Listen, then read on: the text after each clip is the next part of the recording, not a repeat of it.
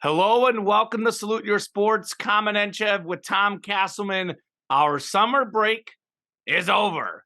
The NFL season finally here, recording on a Wednesday afternoon. We are just over 24 hours away from the kickoff. We got the defending Super Bowl champs, the Chiefs, Mahomes, baby. The hype is real. We back. So Chiefs and Lions in the home opener. Buy into the Chiefs hype. Do not buy into the Lions hype. More on that later in the show, Tom. But we'll have our full season preview today. Who's taking home each division, each wild card team. We'll have our MVP picks. And, of course, who makes the conference championship games, who plays in the big game ultimately, who wins the Super Bowl. Plus, a look at a few week one games through our lens of our betting locks of the week. Something tells me, Tom Casselman, it's going to be a huge betting locks of the week this year. You and I both are going to dominate. As they say, third time is the charm, baby. I think year 3 of locks of the week. I'm really pumped for a big season, a big show today. Literally, Tom, it's great to have football back in our lives. Got a taste of it with college football, and now we get the NFL football this week. Fired up for the show, fired up for the season, like I said. Cannot wait to get started. How are you doing today, Tom Casselman? I am doing fantastic. It's hard to believe that summer is almost over. Soon the leaves are going to be changing colors. And of course, the football season is going to be in full swing, something that we've been waiting for since, sometime around early to mid-February. We were waiting for this to come back. Got a little bit of an appetizer with some college football the past couple of weeks. But of course, NFL is king in the American sports landscape, and we certainly are going to kick off the show with a lot of different predictions at the onset of the season. But before we get into all the teams, because lots of different things to talk about, let's start with an individual player, because the giant crescendo is going to be our Super Bowl picks and everything. But of course, a lot of teams don't get to the Super Bowl without having an MVP caliber player on their roster, and let's be honest, an MVP caliber quarterback on the roster. The MVP award has shifted to that. I mean, we saw the probably top 2 candidates last season for MVP meet up in the Super Bowl. Are we going to see the same thing again? I'm not quite so sure. No, I'm pretty sure. I'm pretty certain that we're going to be seeing the top couple of MVP candidates in the Super Bowl this year. So, Kamen, I'm not so sure of that, by the way. You're not so sure that Patrick Mahomes is going to be in the Super Bowl this year? No. Do tell. Of that, I might be sure. But I mean, I don't want to give away my picks, but maybe the other quarterback in the Super Bowl may not quite be an MVP candidate. But I have a feeling of where you're going. Well, I haven't decided for sure in my Super Bowl pick either. I keep going back and forth. So we'll see. I mean, you know who I'm picking, but I haven't decided the NFC representative yet. Well, yeah. So I think I've showed off the jersey a couple times already. Well, of course, yeah. So I'm assuming you're going with Patrick Mahomes for the myriad reasons that one could go for picking Patrick Mahomes, be it the pure stats, the value that he imparts to the team. I mean, Kamen, you could surprise me. You could knock me off my feet the first show back in about a month, give or take, and pick somebody besides Patrick Mahomes for MVP. Okay. Are you going to do that? Should I brace myself? No, don't do that. Oh, okay. Don't do that. All right. Well, first off, I mean, look, it is hard to win back-to-back MVPs. If you had to tell me, do I take Mahomes or the field? I might lean the field. I mean, Mahomes is plus 600 according to Caesar Sportsbook. He's the favorite. Burrow is plus 700. Allen is plus 750. Hurts plus 900. And Herbert plus 950. Those are kind of the Super Bowl or the MVP contenders if you look at the betting books. So, I mean, it's going to be very interesting for Mahomes in particular because he faces Burrow, Allen, and Hurts all head-to-head, and Herbert, of course, twice. So he plays all these guys. Some of these other guys also play each other, but Mahomes in particular faces all these teams this year. A good chance for a head-to-head matchup. But then again, how much does it really mean? Because the Bills and Bengals did beat the Chiefs last year in the regular season, and Mahomes did get the MVP. I mean, look, I try to be as unbiased as possible. All of us have a little bias in our picks. I'm a Chief guy, I'm a Mahomes guy.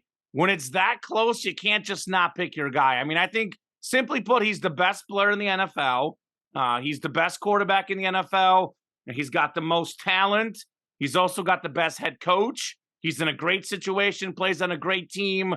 I mean, the only thing I can think of that could keep him from getting the MVP is perhaps if this Travis Kelce injury is very serious, which it does not look to be. I mean, he may or may not play the first game of the season, but doesn't look like it's going to be a long-term lingering effect injury. I'm going to lean Mahomes. I think the second most likely guy, though, for me, if I didn't pick Mahomes, is actually the fourth guy on the betting odds. It's Jalen Hurts. I mean, he could have won the MVP last year had he not gotten hurt. I think he plays in a weaker conference. He's got a great team around him. A.J. Brown, Devontae Smith, the receivers, a great defense. He's probably in that position where the Eagles, I mean, if I have to pick a team that gets the best record in the league, even though I do lean the Chiefs as the best team, only because of their schedule, because they play in the AFC, I think either the Eagles or Niners are likely to get the best record. Now, best record and MVP, not necessarily, a correlation, but it does help if you're looking at tiebreakers and, you have the Chiefs at 12-5 and the Eagles at 14-3. Sure. I could see where they would go Jalen Hurts. I also think, I mean, obviously all these guys have a chip on their shoulder. They all have a lot to prove. But Jalen Hurts just keeps getting better. And I cannot stand this narrative that Jalen Hurts is going to regress, because I don't buy that in a heartbeat. I think he's only going to get better. In fact, I've already been on record saying he's better than Josh Allen because he doesn't turn the ball over. And obviously a couple injury concerns for Burrow as well. So it's probably between those four guys. I think Herbert, I'm not buying one bit. It's the Chargers. I mean, come on. They play in the Chiefs division. They can't beat the Chiefs head to head. I'm not buying Herbert for a second. Great player, but you got to win a lot of games to get the MVP. So it's probably between Mahomes, Allen, Hurts, and Burrow. I would go Mahomes 1, Hurts 2, Burrow 3, Josh Allen 4 on my preseason MVP ballot. You can't really go against the best, though. I mean, if you're not sure, pick the best. Obviously, if their stats are even close, it's not going to be Mahomes because he already has it. But if he's clearly better, maybe he does get a second one. We haven't had a back-to-back MVP in a long time. We haven't had a back-to-back Super Bowl champ in a long time either. So I got to go Patty. You know where I'm going. Of course, yeah. I mean, for me, there's no really wrong or egregiously wrong argument that you can make when you're talking about the top 5, 6 guys that could be MVP this season. Of course, they're all going to be quarterbacks. You laid out a really strong case for Patrick Mahomes, but I think a couple things are kind of add up against him a little bit. One is going to be the fact that he has won it, and whether we like it or not. And twice. These MVP reward, he's won it twice, and he won it last season. These MVP awards tend to be a little bit more narratively driven. Now, we saw Aaron Rodgers pick up a couple of MVP awards toward the tail end of his time in Green Bay. But for me, my MVP, I'm going to go with the team that I think is going to be atop their conference. And I think it's going to be the Cincinnati Bengals. And I think it's going to be Joe Burrow who's going to be taking home the MVP, because he stirs the drink. He's the straw that stirs the drink for the Cincinnati Bengals. I know he's got that calf injury, or maybe it's hamstring. I'm forgetting which one it is. Leg injury. But for all intents and purposes, I don't think he's going to be sitting week 1. I think the injury happened early enough in camp, and that Cincinnati has been bringing him along slowly and cautiously enough, because if anybody, quote, doesn't need the reps, it's somebody like Joe Burrow on that roster. And you just look at the weapons he has: Jamar Chase, T. Higgins, Tyler Boyd at receiver. You can go with a really strong 11 personnel. Joe Mixon's no slouch at running back. And then bringing in Orlando Brown Jr. to help bolster up the offensive line. That's something that Cincinnati has been doing. I don't necessarily know if this is tied directly to, say, what the Indianapolis Colts failed to do with Andrew Luck, where they had a great quarterback but just never really invest in the offensive line. Cincinnati is all in on doing that for Joe Burrow now that he has his weapons in place. So I think he's going to have an outstanding year. I think that He's going to be in a division that has some, difficulty to. I don't think that Baltimore can be necessarily dismissed. And if you want to go strictly to a betting market perspective, you can go down the board, find Lamar Jackson, and find a much better value there than, say, going with some of the top couple of favorites, simply because everything that he can do throwing and running the football. But for me, it's going to be Joe Burrow. I think he's going to have a fantastic season. I think he's going to lead the Bengals. I mean, they have an underrated defense, quite frankly, that always seems to show up for them every single season, even though it's relatively no name. It's relatively anonymous as far as a casual fan goes, but they always play better than the sum of their parts. So Burrow and the Bengals for me, of course, not sleeping on Mahomes or Hurts, like you said, definitely not sleeping on Lamar Jackson and how scary he could be. And Josh Justin Allen. Herbert and the Chargers, Josh Allen, of course. Yeah, I mean, Josh Allen, I feel he's going to be playing in such a difficult division this year because he's going up against three teams that have really solid defenses. He's got to play them all twice. And we saw that last season. I don't know if it was because of his elbow injury or whatever it was, but he can try to do everything. And that can not always work out for him and the Bills. I mean, I know that the Bills have the biggest point differential. That's something I'll be talking about a little bit later on in the program, that they had the largest point differential in the NFL. But still, I think that's kind of in spite of a little bit of what Josh Allen does. So maybe if he's able to rein it in a little bit, if he's able to play a bit more controlled, maybe they have a bit more of a balanced offense where he doesn't have to do everything. He's absolutely in the conversation as well. But like I said, Joey Ice is my guy out in Cincinnati. One more quick point on that. I mean, you talk about the narrative.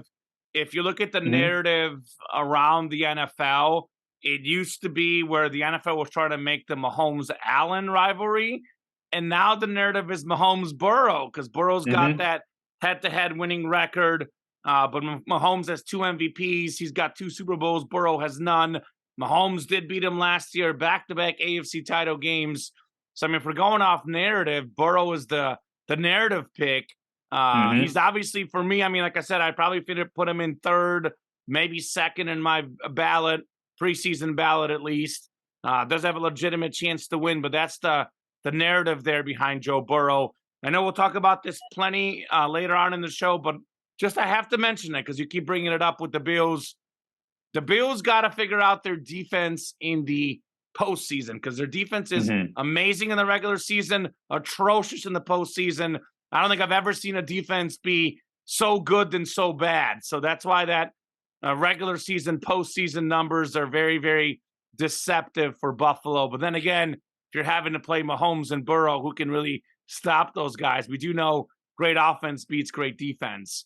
But I think you just mentioned, let's get into some division picks, right?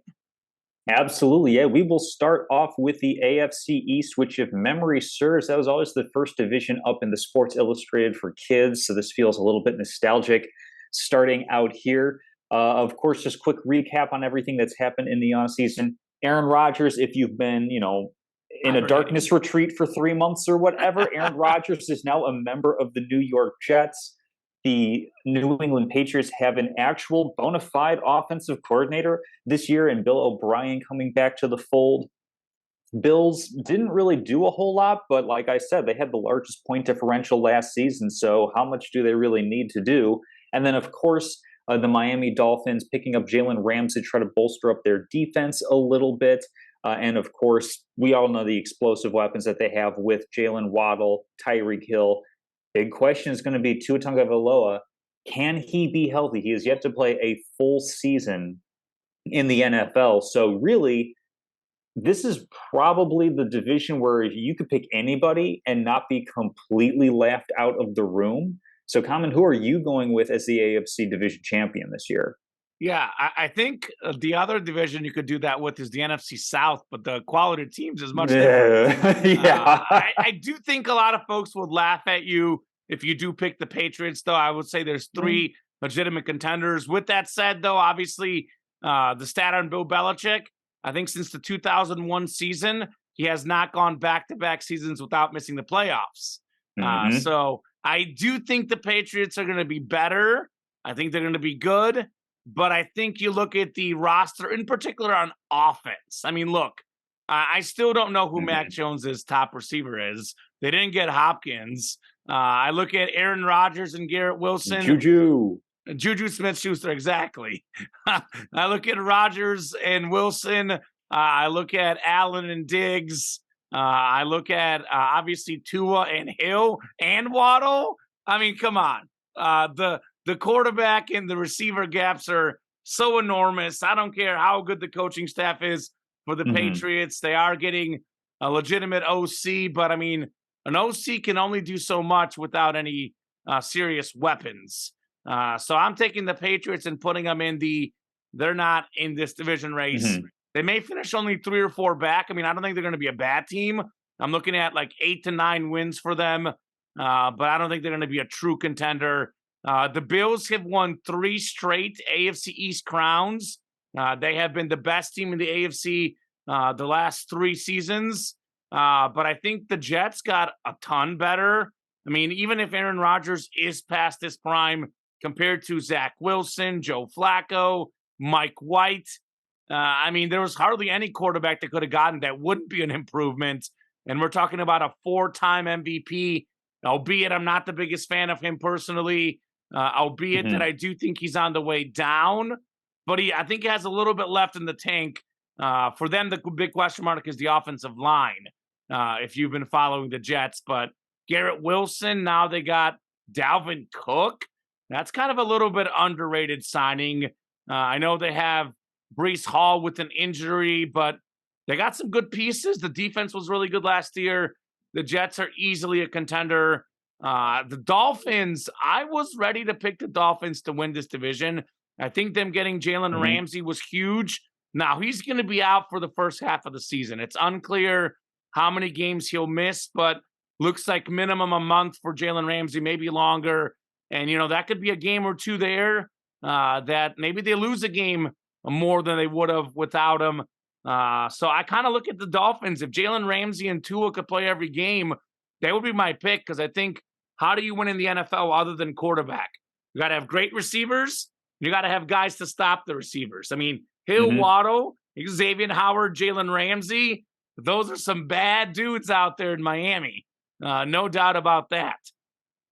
So it's tight. I think all 3 of these teams, talent wise, are very, very close. Mhm. I really think the Dolphins might be the most talented, but I don't know. I think Tua's going to play a lot more games this year, but I just can't He's gonna need to, quite. yeah. I can't quite pick them because there's always that lingering question mark of what if Tua doesn't play, and I think they do regress without him. And I think even with Aaron Rodgers, I mean, it's the legitimate question mark. Which Aaron Rodgers are we going to get? So I'm going to lean the Bills, although I Mhm. might have some surprises come playoff time. The Bills may win this division, but they may not be the farthest team out of this division in the playoffs. Keep that in mind. I think it's going to be a 3-team race the whole season. And I think we're going to have at least 1, if not 2 wild card teams out of the AFC East. This is probably the best division in football, I think. Would you agree? If I had to pick one, I would say this is the best division in Oh, yeah. football. I mean, certainly the top 3 teams in any division. And again, the Patriots, you can never quite count them out either. So I'm going to lean Buffalo 1, Miami 2, New York 3. But it could go any which way. Like if it's the Bills 3, the Jets 1, Miami 2, I would not sit here and be like shocked by any means. But I'm Yeah. going to say the Bills take home the division and very, very close Jets and Dolphin teams to follow. Yeah, this is as I was going through and putting down the different names for the different teams, I legitimately changed won the division 3 times. And I Uh think the huh. longest that I sat there was with the Miami Dolphins, but That's who ultimately, I had originally, by the way. yeah, I mean, ultimately, I'm going to go with the Buffalo Bills because they just were so good last season. And I know the rest of the division got a bit better, but you look at the fact that I think that their starting safeties, which is a key component of their defense, their starting safeties only played like 99 snaps together last season. And you still had a massive point differential. I know Von Miller is going to be starting the season not playing with the ACL injury, but it's one of those things where just like we can't really count out Patrick Mahomes and Andy Reid, it's a tier down, but in a similar way, we can't really count out Josh Allen and Sean McDermott, especially because McDermott, what he does for the defense. So I'm going to go with the Buffalo Bills. I think that the Jets are a obviously much improved team over last season. I thought that they had a really strong foundation put in place. I wonder how much of the hype around them is with Aaron Rodgers and the borderline rehabilitation that he's had this offseason. Because we're going from like Green Bay curmudgeon to New York. He's going out, he's seeing all the sights, he's doing all the things, he's glad handing, he's got Sauce Gardner asking who is Jessica Alba, which just kind of makes even me feel a little bit old. I'm just like, oh, that's not How much of that is pleasant at PR all. though? How much of it is Well, PR work? that's what I'm saying, is that part of the hype, part of this glow, this shine on the Jets is everything that they've been doing in the offseason, is Hard Knocks, is Aaron Rodgers saying, hey, enjoy every little moment of everything that we're doing, because before you know it, you're going to be old and gray. And it's like, Aaron, for most of the guys on this team, they're going to be out of the league in 2 or 3 years, but whatever.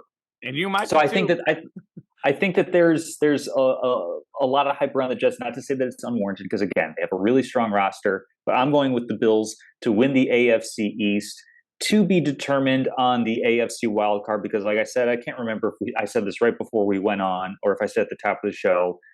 You could pick 5, 6, 7 teams to win an AFC wild card spot, and you have a legitimate argument there. I bet any of these teams would pay an arm and a leg to move over to the NFC and have a bit of an easier shot at getting on the road to the Lombardi Trophy. But we're going to move on to the AFC North for now, which, I already let that Bengal out of the bag with picking Joe Burrow as the MVP and saying that I think that the Bengals aren't just going to win the division, they're going to have the best record in the AFC this season. So basically, in my mind, everybody else is competing for second place. Kamen, do you have the Bengals atop the division as well, or do you see a little bit of an upset with maybe Mike Tomlin and the Steelers and the consistency that organization has? New OC giving some input to Lamar Jackson, or maybe even Deshaun Watson and the Cleveland Browns, who I just picked to finish in last place out of pure spite.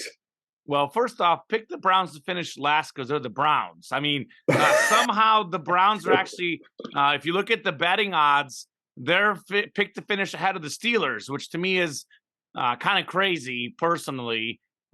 If you listen to Pittsburgh fan hype, which you have to take with about 7 to 8 grains of salt, but I work on a show with Pittsburgh Steeler fans, online sports podcast selling sports memorabilia. I have a new co-worker that's a Steeler fan. They'll tell you that Pickett and Pickens is like the next coming of Steve Young and Jerry Rice, apparently. So I will say, though, George Pickens looks like a beast. Last season, the Steelers, with and without TJ Watt, massive difference in records. I know we just got done saying the AFC East is the best division in football. Well, the reason why I picked this one is the second one to pick. I think this is the second best division in football, AFC North.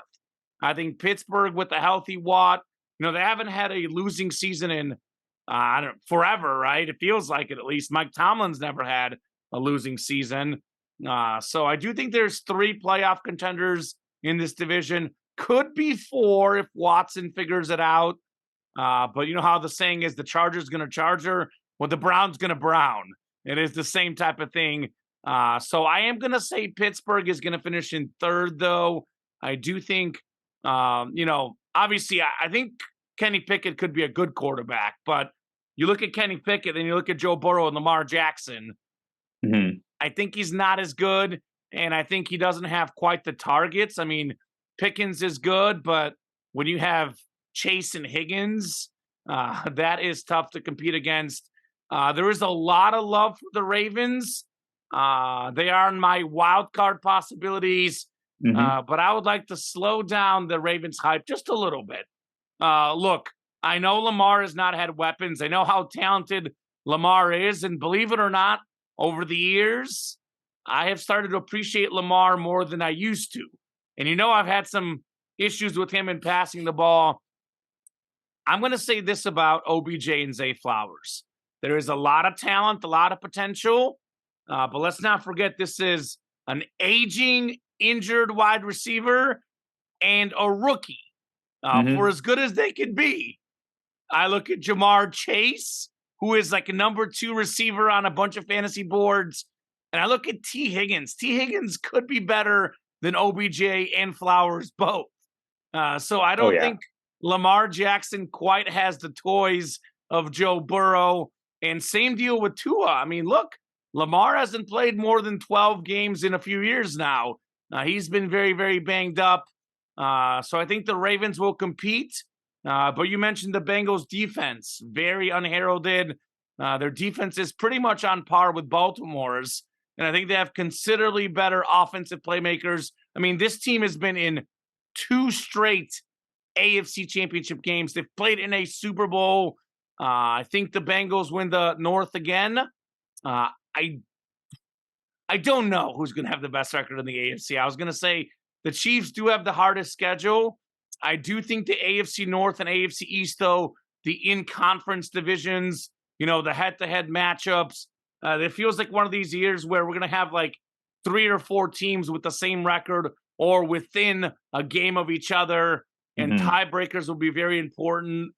I kind of think the Chiefs might get some of those tiebreakers and they get that 1 seed. But I do think the Bengals are going to win the division. And I have 2 teams in this division that will be fighting for a wild card, the Ravens and Steelers. Neither one of those teams making the playoffs would surprise me. I mean, honestly, even the Browns wouldn't shock me. I mean, look, if Watson is even close to who he was with the Texans, Amari Cooper, Nick Chubb, sure, the Browns can compete. But you got to make a pick for last. And if you're having to pick between Pittsburgh and Cleveland, I think Pittsburgh just sounds smarter, doesn't it? It just sounds smarter. Hmm. So give me the Yeah. Bengals, then I'll take the Ravens in second, Steelers in third, and Browns get fourth. Do think the Bengals have the best team in that division. Absolutely. On to the AFC West. Last season was widely considered the best division in football.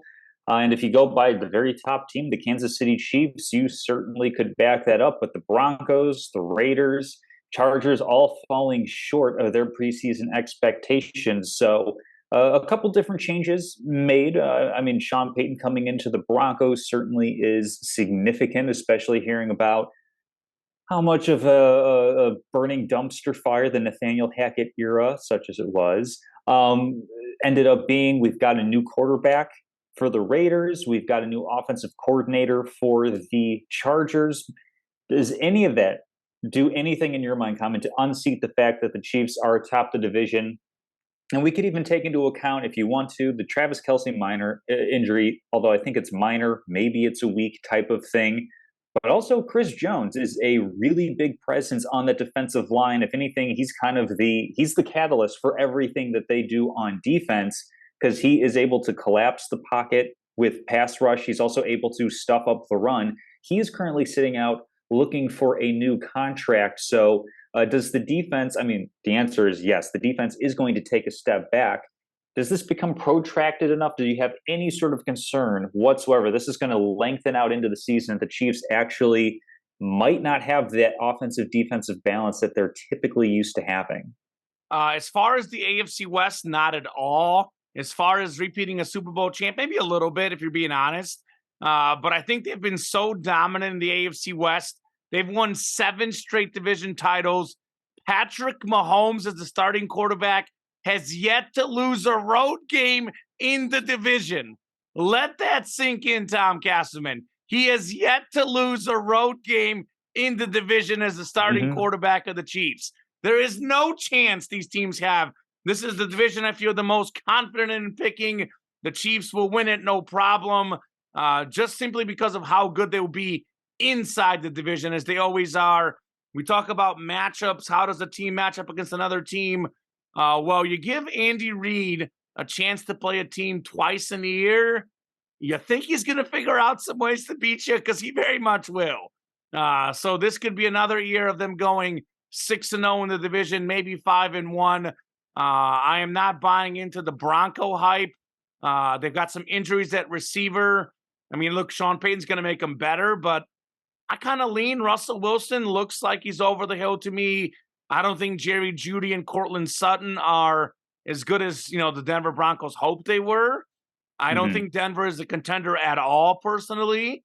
I think the Raiders are my pick to get third, actually, believe it or not, ahead of Denver. A lot of it goes with Jimmy G's health, though. Same deal as Tua. We don't know if he's going to be healthy. I'm higher on Jimmy G than most people, but not as high as I am on Mahomes or Herbert. So I think the Raiders get third. That third, fourth is going to be close. The only team in the division that is somewhat comparable to the Chiefs in talent, it's the Chargers. But it's the Chargers. They're going to charge her, Tom. Come on. They're going to charge her. They're going to find a way to lose a game or two that they shouldn't. I don't care who the OC is. It's one of those where I got to believe it. I got to see it before I can believe it. The Chiefs have the best player in the league. They have the best coach in the league. They have an incredible divisional record. I don't see any way that the Chiefs don't win this division. As far as the whole Chris Jones thing, Kansas City, more so than any organization maybe I've ever seen, is the next man up mentality. I mean, they lost Tyreek Hill last season. There was experts out there. I saw guys' predictions for last year was like 9-8, third place in the division. I mean, look, these guys are well coached. They're a winning organization. They have a ton of balance on that team. They're going to be just fine in the division without Chris Jones. And if he ends up holding out, he doesn't end up playing, they'll figure it out. I really think that, because that's a team that lost arguably the second best receiver in football last season and won the Super Bowl without a great wide receiver. It's a team that knows how to draft. My guy, Nick Bolton, Mizzou Tiger, who was arguably the real MVP of the Super Bowl. I mean, Mahomes, as much as I love him, you could have given it to Mahomes. You could have given it to Bolton. You could have given it to Andy Reid as the head coach. But, I mean, Nick Bolton was like a second, third-round pick. Isaiah Pacheco was a seventh-round pick. They have guys inside that locker room that figure things out. They're well-coached. They'll be just fine even without Chris Jones. So definitely thinking big things for the Chiefs this year. Keep this in mind. Their defense typically plays better the second half of the season. So they're already not as good on defense the first half, for whatever reason that may be. Kansas City should win the West. No problem. Do you hear the dogs barking? I don't think so. A little bit, but it's not. Okay. I didn't notice it until you'd pointed it out. Crazy guys, man. I had them in the room originally, but it's too hot here, apparently. I mean, what the hell? I'll go ahead and poke the bear. I'm picking the Chargers to win the AFC West. I mean, poke, I do poke. It is very difficult to pick against the Chiefs to win the division. I certainly am not going to go so far as to say that they're going to miss the playoffs in their entirety. That would be absolute madness. But I mean, I like what the Chargers have as far as talent goes. On paper, they have a pretty solid offensive line. I mean, Justin Herbert was pretty banged up last year and still had a pretty decent record. I mean, we look at what happened to the Chargers in that game.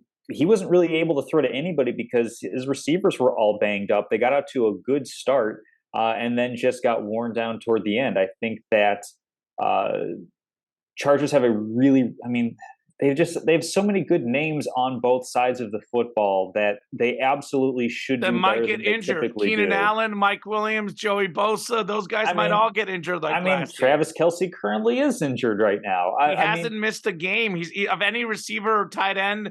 I think I saw he's had the most consecutive games played. He hasn't even missed a game yet. Well, I mean, we'll see if that happens. I mean, I mean, it's You partly want as to a poke bit, me? but it's partly as Well, a bit, but I'm going to stick with it. I'm gonna put okay. 10 toes in the Oh ground and say that gosh. the LA Chargers are going to win the AFC West, and I think this is going to be a division where I think there's going to be a little bit of beating up on each other in the division because the Broncos, I think, are a bit improved. I think the Raiders are a bit improved and have actually kind of stunned the Chiefs a couple of times. I think this is the type of division where we're going to see guys with, 10, 11, maybe 12 wins, but these are going to be teams that whoever wins the division is going to be firmly like a 2-3 seed in the AFC this season. So I'm going to go with Justin Herbert. I'm going to let it ride with the Oh Chargers boy. against more Oh conventional boy. wisdom.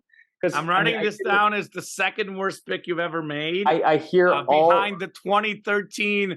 What was that? 20. It was 2013, I think, when you 2013. you picked the Chiefs to win the division when it was Peyton Manning and Yeah, Manning won it. They were like 13-3 or something. And Chiefs yeah, were like 2 yeah. and 14. I'm taking notes here, Tom. Taking notes. Wednesday, September 6th.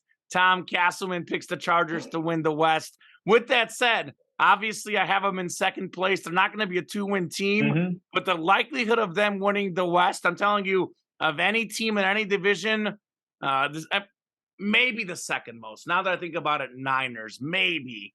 Hmm. But I would say either Chiefs or Niners are my most lock it in division champ predictions. So, Yeah, I mean, all right. it's gonna be a fun division. I mean, they play the last week of the season.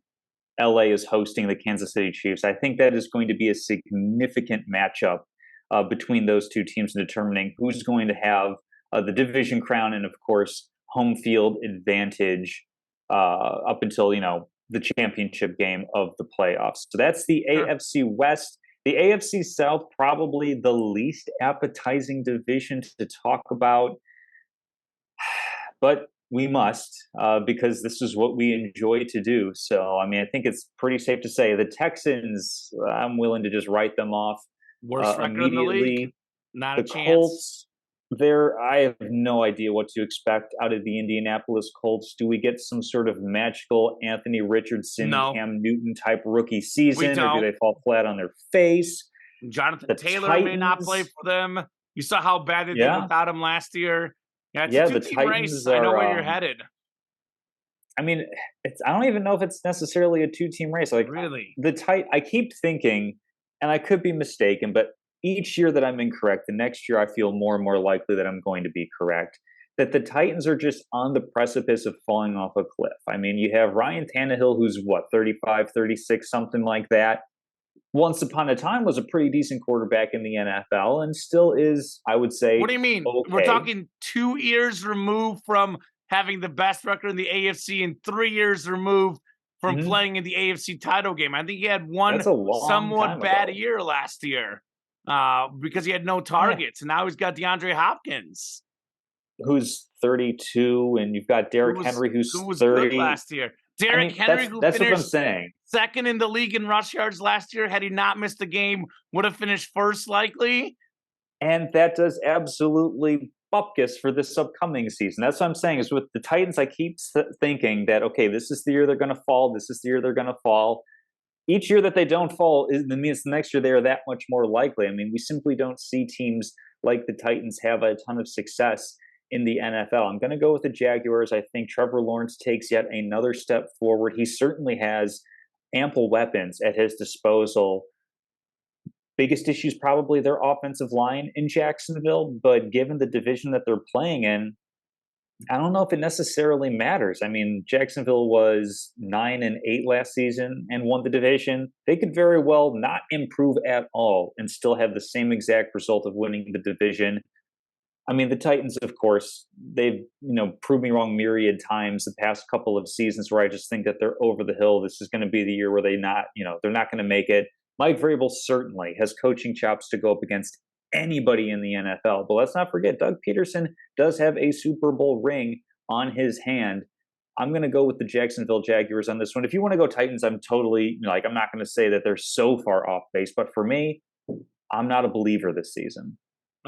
This is one of the toughest divisional picks for me. I think it's going to go down to the last week of the season like it did last season. Like I said, Tennessee 2 years ago, the best record in the AFC.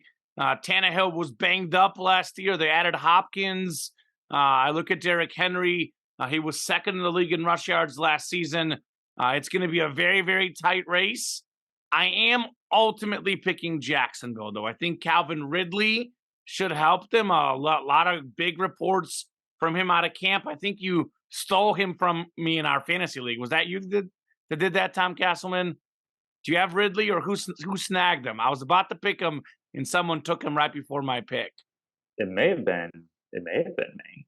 Now I got to look up my fantasy team. Yeah, right. Thanks a lot, Tom. I love Doug Peterson as a coach. I think Travis Etienne, Trevor Lawrence is a great duo. As much as I think Tannehill was underrated, he's not as good as Trevor Lawrence. So I think that Jacksonville has a little bit more depth as far as options. I mean, I do like Hopkins, but there's Kirk, there's Ridley, there's a wealth of talent in Jacksonville. So I think Jacksonville wins the division, but I think it's going to be a two-team race where it goes down to the last week of the season. I think that Tennessee is getting not enough hype, and Jacksonville's getting just a little bit too much hype. There's people saying this could be a Super Bowl contender. I am not ready to say that at all, to be honest. Yeah. I mean, I think Jacksonville is still probably like the 7th or 8th best team in the AFC. I think the Chiefs are better. I think, obviously, the Bills, the Bengals, probably the Jets, maybe the Dolphins, maybe perhaps the Chargers too.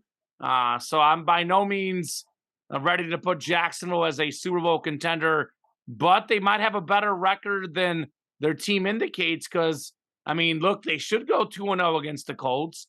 They should go 2-0 against the Texans, and at worst 1-1 against Tennessee. I mean, we're looking at what, a 5-1 division record?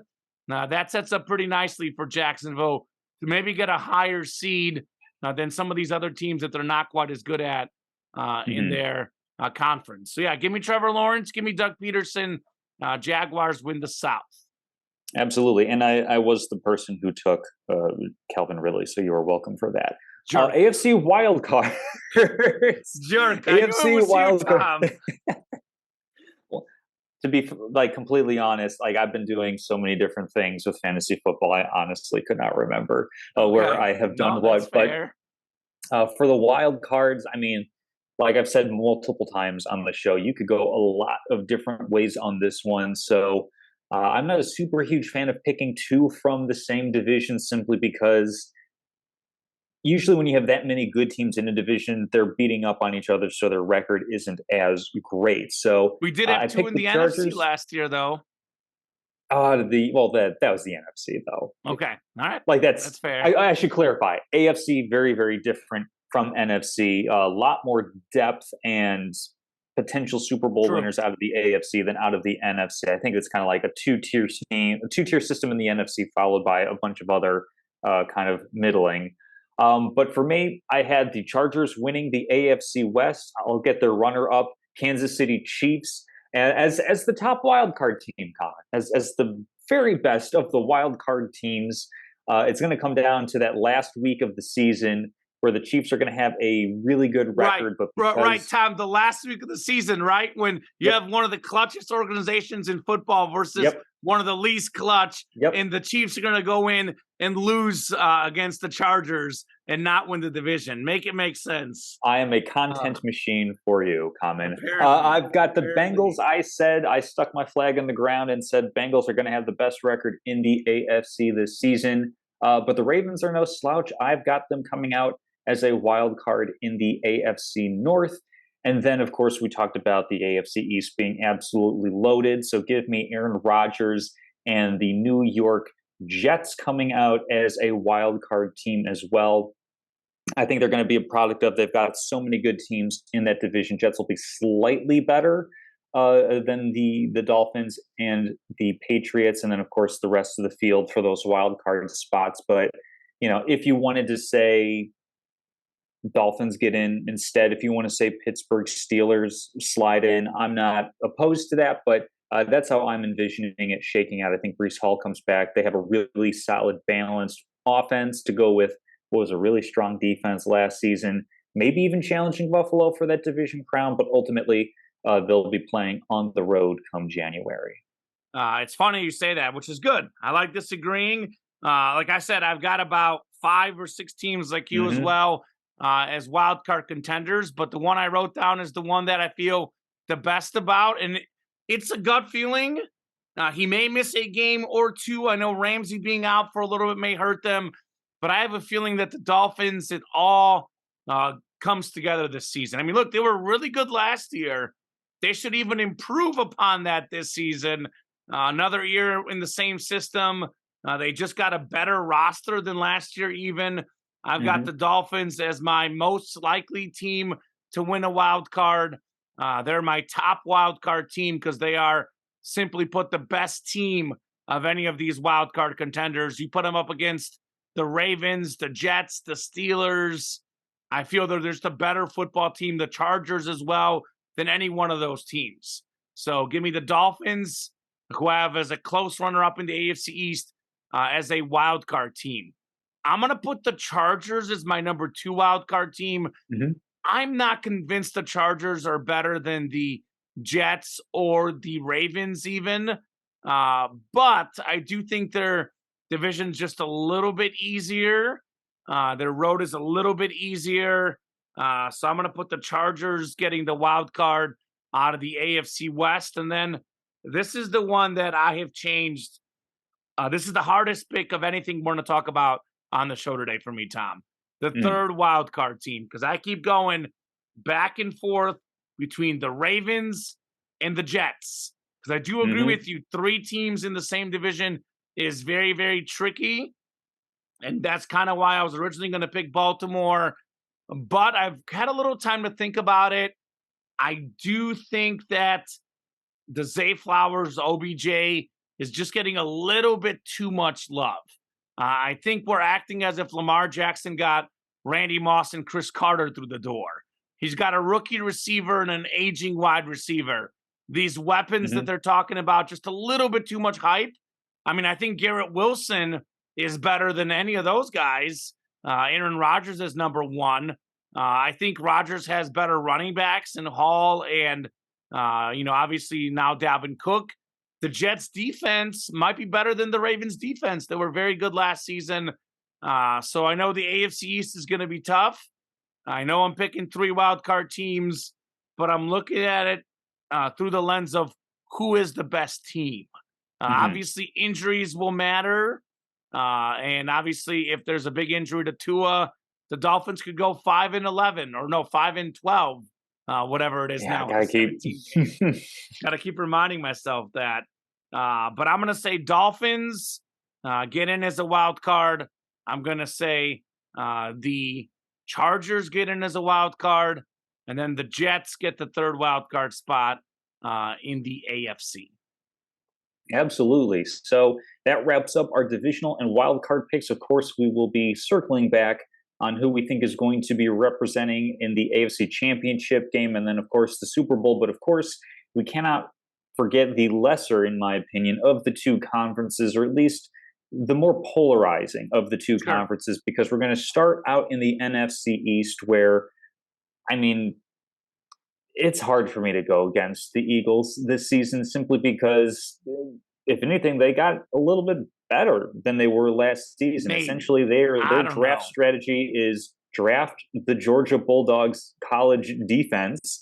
And that's something that has worked well for them so far. And with 2 picks coming from the championship Georgia Bulldogs last season, I think they're in a great spot to continue rolling along. I mean, great offensive line, great quarterback who's, second, maybe third, if you want to kind of say Mahomes and then Burrow, Hurts, if you want to go back and Not forth on according that to one, feel GM free. coaches and players that didn't even rank him in the top 5.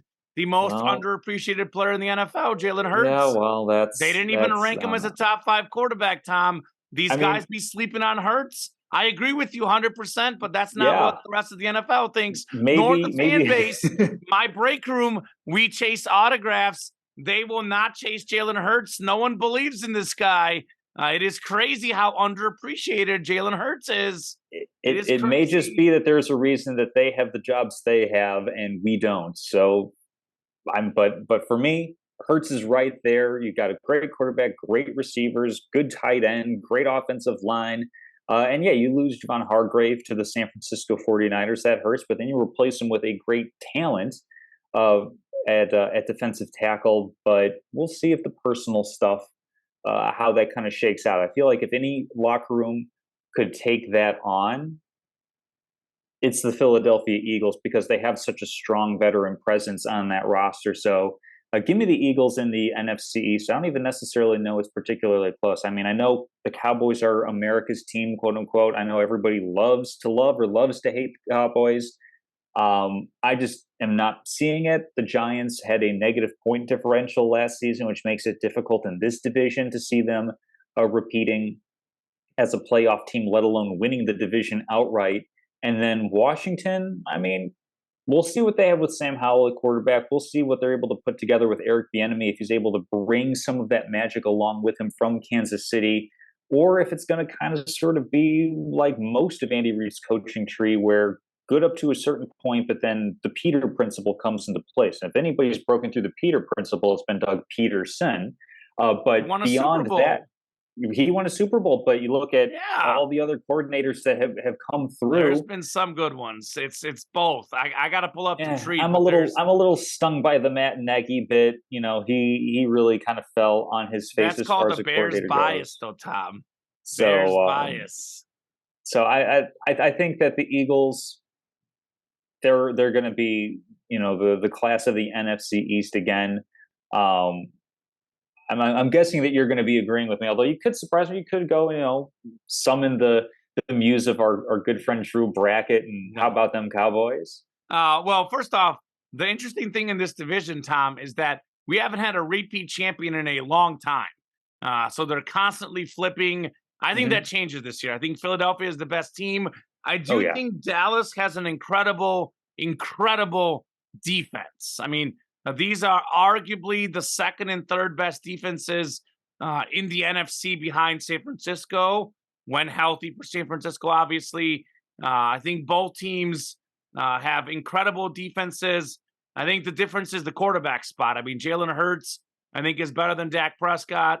And then Dak has, CeeDee Lamb, and who else?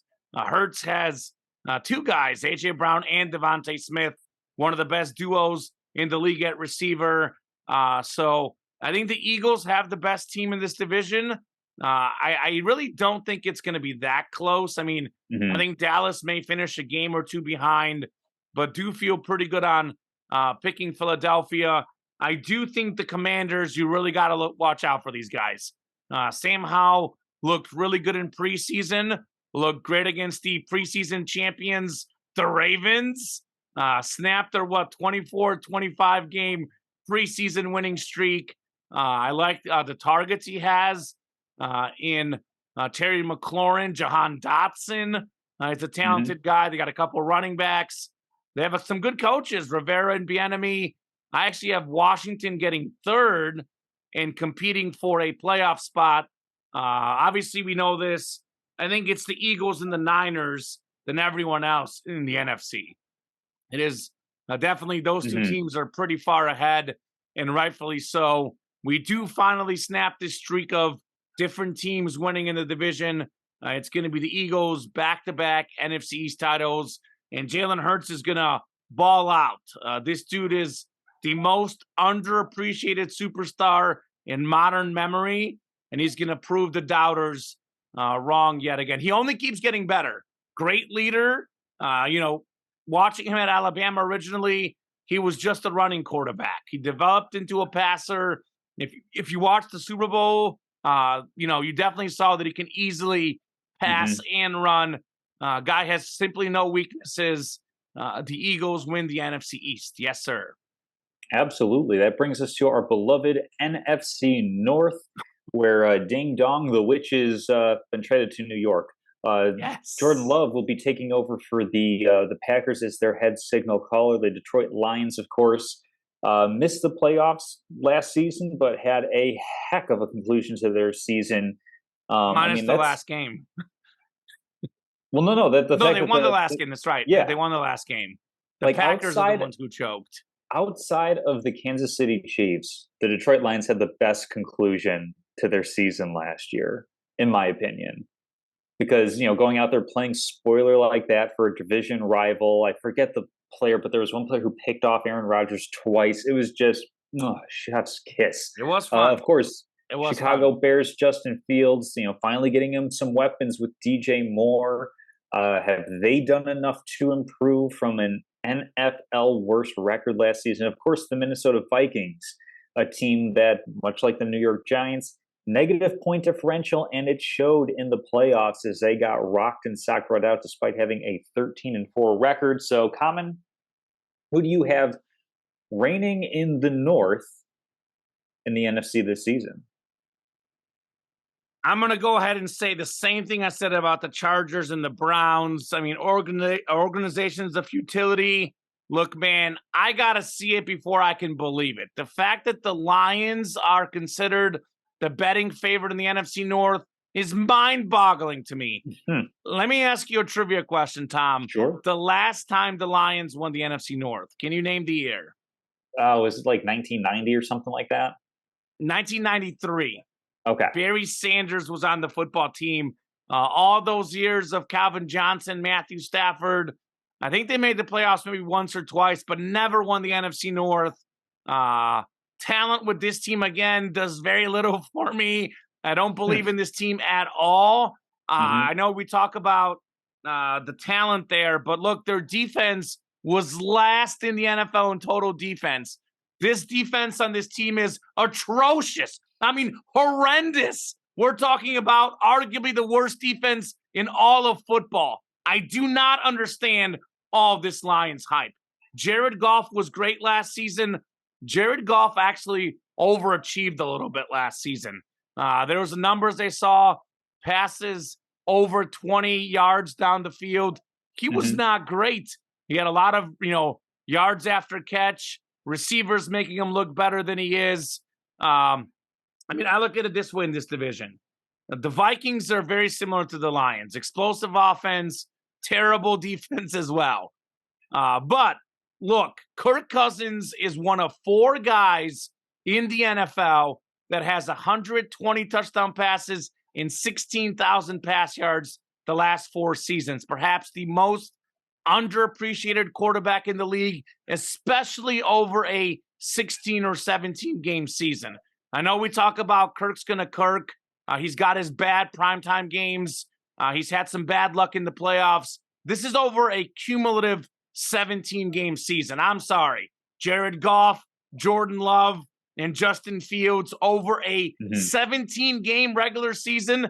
They got nothing on Kirk Cousins. He is easily the best quarterback in the division, and Justin Jefferson is easily the best player in the division by a huge margin. We're talking about arguably the greatest receiver in the history of the National Football League. Number 1 all-time receiving yards per game. Look, it's going to be a close division. The Bears are much better. I get it. They want DJ Moore and Justin Fields to be like Stephon Diggs, Josh Allen, A.J. Brown, Jalen Hurts, a receiver getting better, the quarterback getting better. I'm hoping that's the case. I'm a Bear fan, Tom. I've got my Bears mini helmet back there with my Chiefs stuff. I'm hoping the Bears are legitimate. But they had, 3 wins last year? Something like that. I think it was 3 wins. They're going to need to improve by at least triple their wins, and they could double them, maybe more, but not triple. The Bears' defense is not even close to what it used to be, and the offense does have some question marks. I mean, look, DJ Moore is good. DJ Moore's not Randy Moss. The way some of the Bear fans act is as if they just got Randy Moss. They didn't get Randy Moss. Keep that in mind. So I still think the Bears finish in the cellar, although they do improve this year. Maybe it's 2 years from now where they take that next step. I think the other 3 teams are very, very close. Obviously, I think Jordan Love looks pretty good in preseason, looks pretty good in camp. I'm not ready to say Jordan Love is going to be better than Kirk Cousins. I'm going to go with the Minnesota Vikings. I know they had the most comeback wins last season. Cousins, for the non-clutch guy, tied an NFL record for most comeback wins in a single season. Simply put, The Vikings have the most explosive team. Minnesota Vikings are going to repeat in the North. I know their record last season, Tom, was better than it should have been. I know that. They're not a 13-win team. They don't have to be a 13-win team to win this division. They can go 10-7 and probably win the division, maybe 11-6. So Minnesota first. The other three can go any which way for me. Sure, yeah. I will say Lions and Packers probably finish tied for second. They go like 9-8 each, and the Bears go like 7-10, maybe in fourth place. But definitely give me Minnesota. This Lions hype is just way too much. It's way, way too much. I am not the least bit convinced that they are a legitimate playoff your Super Bowl contender. Sure, they can win the NFC North, but I don't really think they're going to. I really don't. Yeah, I mean, I've gone a lot of different ways on this one. I thought that with a little bit of a better offseason, I would have loved to have picked the Bears to win this division. But quite frankly, I mean, this might be some hometown stupid type of thing where because I know more about the Bears than any other team, that I'm going to say that they're definitely worse off, but can't really trust their offensive line, can't really trust their defensive line. And if you're not going to be solid in the trenches, then, what good are you in the NFL? This makes me so mad that I'm going to be doing this comment. You're going to pick the Packers, right? I'm picking the Packers to win the NFC North. I mean, we haven't seen Jordan Love in full regular season action. And I'm not comparing Except him against the Chiefs that one time. That one time, yeah, but not consistent regular action, but not to compare him to Aaron Rodgers as far as a talent goes. I'm speaking purely on the situation where he's been in this offense for a couple of seasons now, that he doesn't really have to learn anything. At this point, it's been pure repetition. He's had the entire offseason. And looking at a couple different things, like Mina Kimes is a great follow on Twitter if you want a good football perspective. She brings a lot of great analysis. Packers had the best pass rush rate for their offensive line. So they allowed the fewest percentage or the lowest percentage of pressures in the preseason with Jordan Love. And I understand defenses are playing vanilla, but you have a strong offensive line. And with Rashawn Gary, blanking, Clark, their nose tackle, I think Kenny Clark, they have a pretty solid defensive line as well.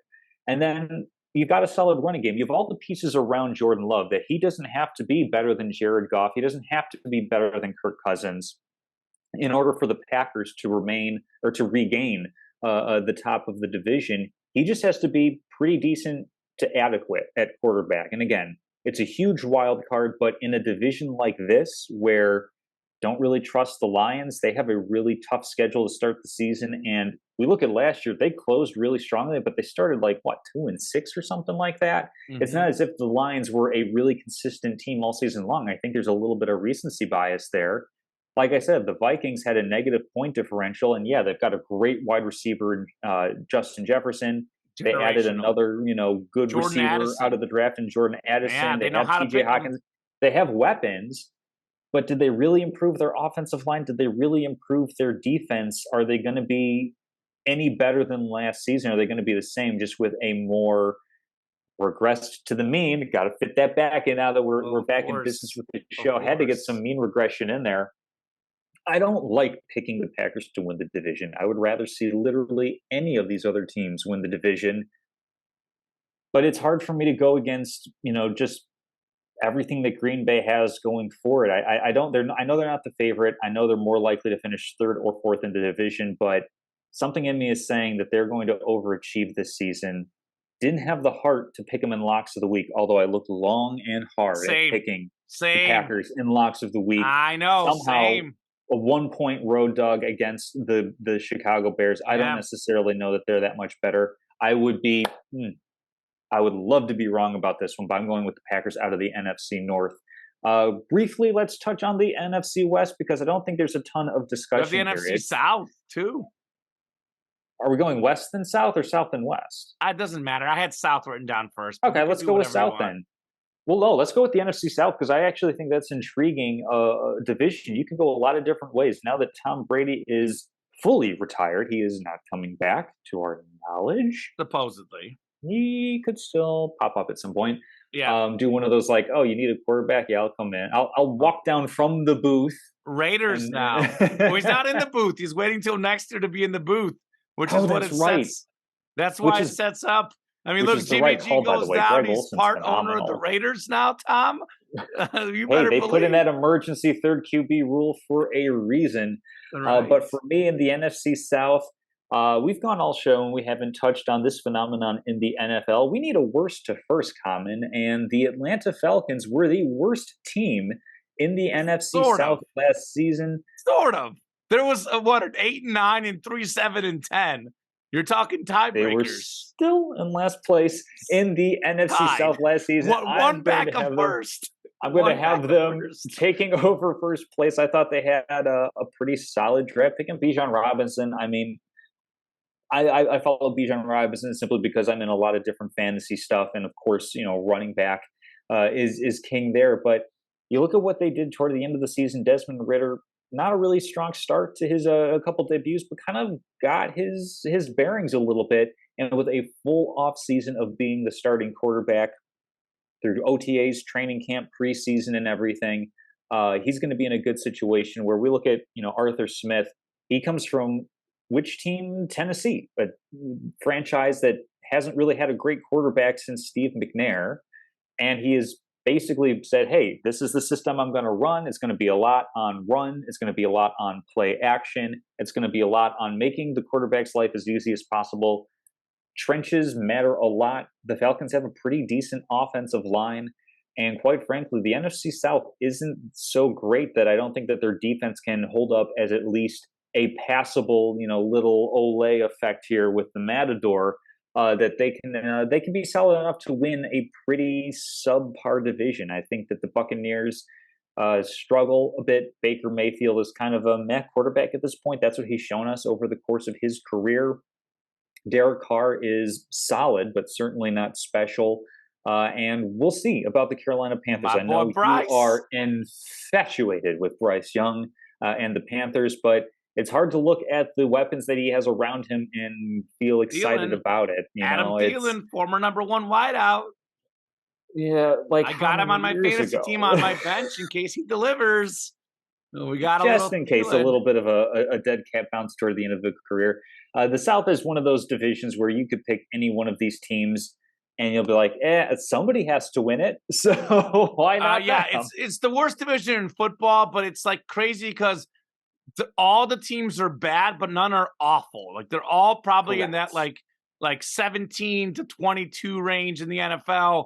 I mean, look, it took 8 wins to win the division last year. I think was it 8 or I think 8 wins for the Bucks. Yeah. So literally you could flip a coin. It's probably like 25, 25, 25, and 25 as to who's going to win. I mean, look, talent-wise, it should probably be the New Orleans Saints because they have the best defense in that division. But Alvin Kamara suspended. We know Michael Thomas is going to get injured because, I mean, that's just what happens. I feel bad saying that, but that's just what happens. I think the Bucks have lost a bunch of guys. I know they lost Brady, but isn't Lenny gone? Leonard Fournette. They do still have Mike Evans. They do still have Mike Evans, but I'm also kind of meh on Baker Mayfield. I mean, Derek Carr is very inconsistent. And then we have 2 new quarterbacks. There's a lot of question marks with all the quarterbacks in this division. I'm going to have fun with this, Tom, because you can poke the bear with the Chargers. I'm going to poke back at you. I'm going to say the Falcons finish last in this division because Desmond Ritter is without question the least talented quarterback in this division by a pretty high margin. I mean, again, Baker was probably not worthy of a first pick, but he was drafted first overall. Bryce Young drafted Heisman, first overall. Also Heisman. We've seen Derek Carr have moments of great play. Desmond Ritter, I'm not buying for a second. The most important position in the NFL, and this is one of the worst starting quarterbacks, if not the worst starting quarterback in the entire NFL. They can get him Kyle Pitts, Bijan Robinson, Hmm. Drake London. You can talk about a system. They basically got rid of Marcus Mariota to get a Marcus Mariota 2.0 in Atlanta. So I know you like Cincinnati. I know you love that underdog story. He's a Bearcats. Cincinnati kid, college football, but I'm not buying Desmond Ridder one bit, not even for a half second. I'm going to go with Carolina because I do think they have the best quarterback in this division. I love Bryce Young, the number 1 overall pick, guy that's got leadership, moxie, the it factor. I know he doesn't have great weapons around him. I know that. But they have a very solid run game. Their running game will be key for them. And Bryce Young will find a way to make the clutch plays. In a division where all the games should be close, I'm going to trust the rookie quarterback to make the most clutch plays. Because why? Because I saw him do it at Alabama. I saw him do it in the SEC. And I saw him do it last year without any great targets.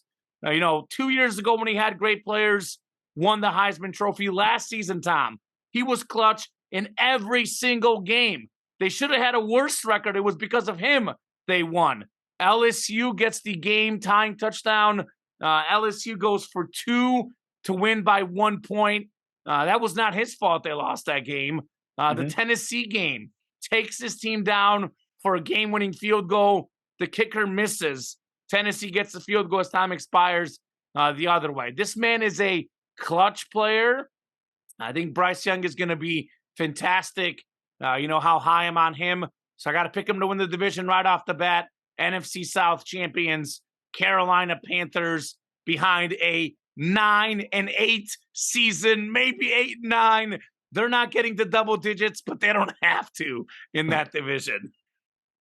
Oh yeah, it is a sad, sorry division, and in a way, the NFC West is a sad, sorry division. At least it's brought down by weight by the Arizona Cardinals, who are fielding a borderline amateur organization. It's a shame what the Cardinals are doing. But we're going to talk about the winner of this division.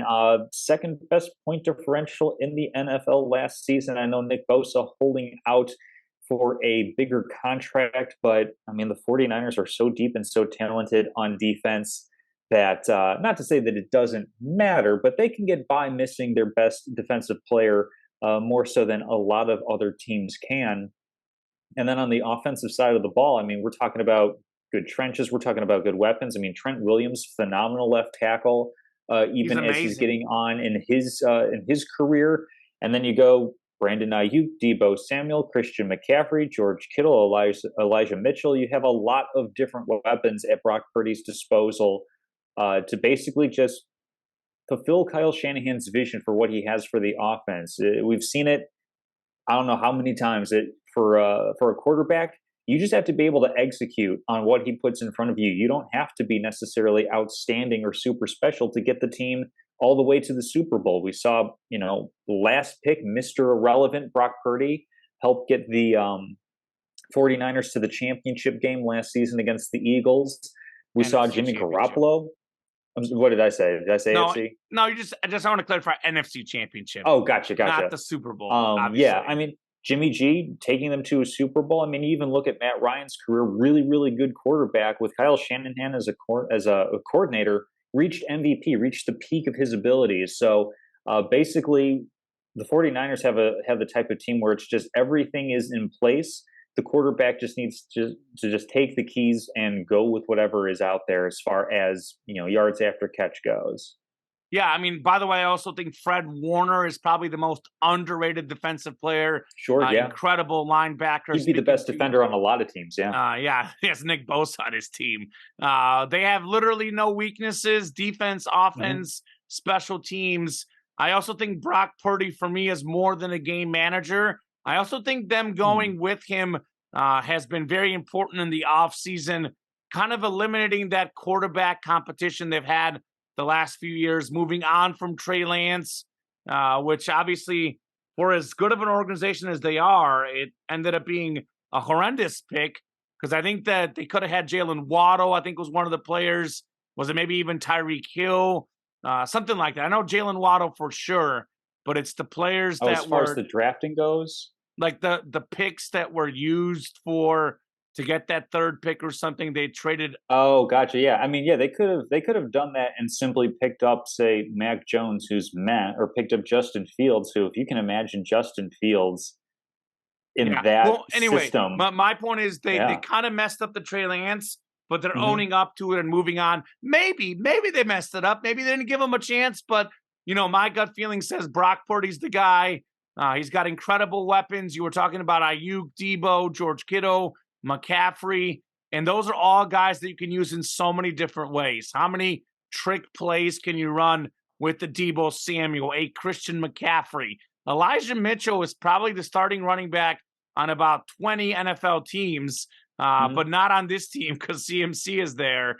And talk about running backs not being worth it in the modern game.